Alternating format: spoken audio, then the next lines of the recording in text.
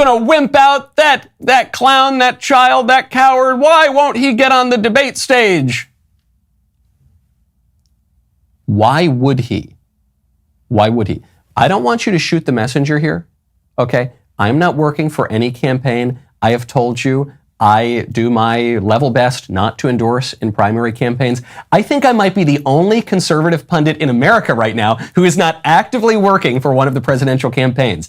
I like pretty much all of the candidates in the field. I know a great number of them personally, and I have a great deal of respect for all of the ones that I know, and even for some of the ones that I don't know.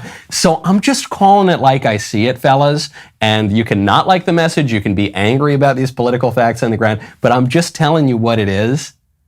Trump has no incentive to debate right now. He has no incentive. I've got the Real Clear Politics average of polling. Trump is up, according to the RCP average, Trump is up 32.4 points. Now, the RCP average is a very reliable, fairly conservative average of polls that includes Morning Consult, Economist YouGov, Fox, Emerson, NBC, Yahoo, Harvard-Harris, CNN, the Messenger Harris-X poll. We've got all of them there. Trump is crushing the field. 32.4 is the average.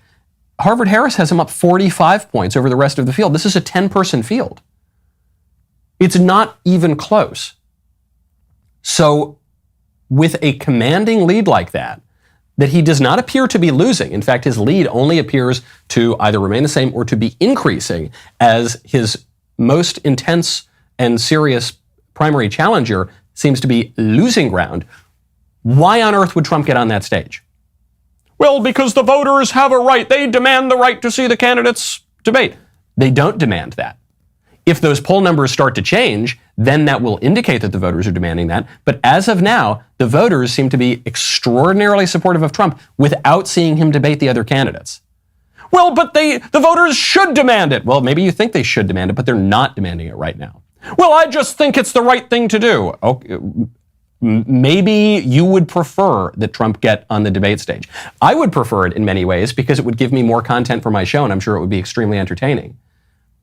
But there is no moral imperative for Donald Trump to engage in a primary debate, and there is no law that says he has to do it, and there is no particular rule in the Republican Party that says he has to do it. I'm sure the Republican Party would prefer that he do it, but don't forget, Trump engaged in a hostile takeover of the Republican Party. Trump doesn't give a damn what the party apparatchiks want. If the other candidates want Donald Trump to debate, they have to create the political circumstances that force him to debate. And the way to create those political circumstances is to knock his poll numbers down.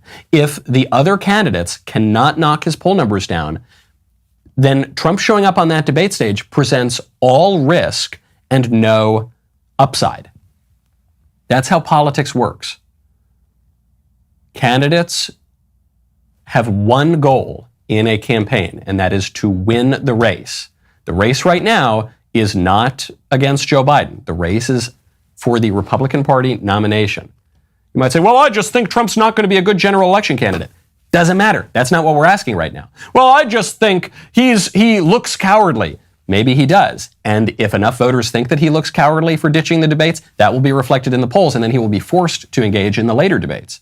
But right now, I'm not prescribing anything. I'm not advocating anything. I'm just telling you why it is the case that Trump is inclined not to engage in the debate. He has very little to gain and quite a lot to lose. Now, on the other side of this, look at the Democratic Party. Joe Biden is up 54 points on his next most serious primary rival, RFK Jr. So this is a Kennedy, albeit a somewhat kooky one. This is a mainstream Democrat who's been in public life for a long time. Biden's up 54 points on him.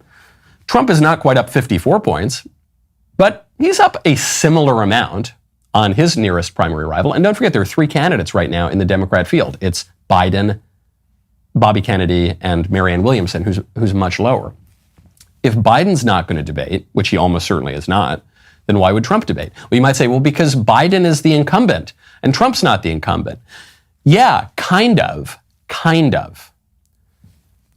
We have not had a one-term president run for a rematch in over 130 years. The last president to do it was Grover Cleveland. It's only happened once in American history that a president won non-consecutive terms. So I grant you, Trump is not literally the incumbent here. But practically speaking, for most intents and purposes, Trump is the incumbent. You might say, well, he shouldn't be treated that way. That's wrong.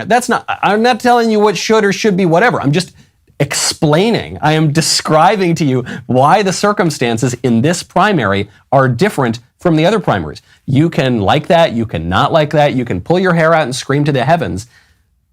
If you don't accept those political realities, you're going to become increasingly frustrated as this inevitably unusual primary unfolds.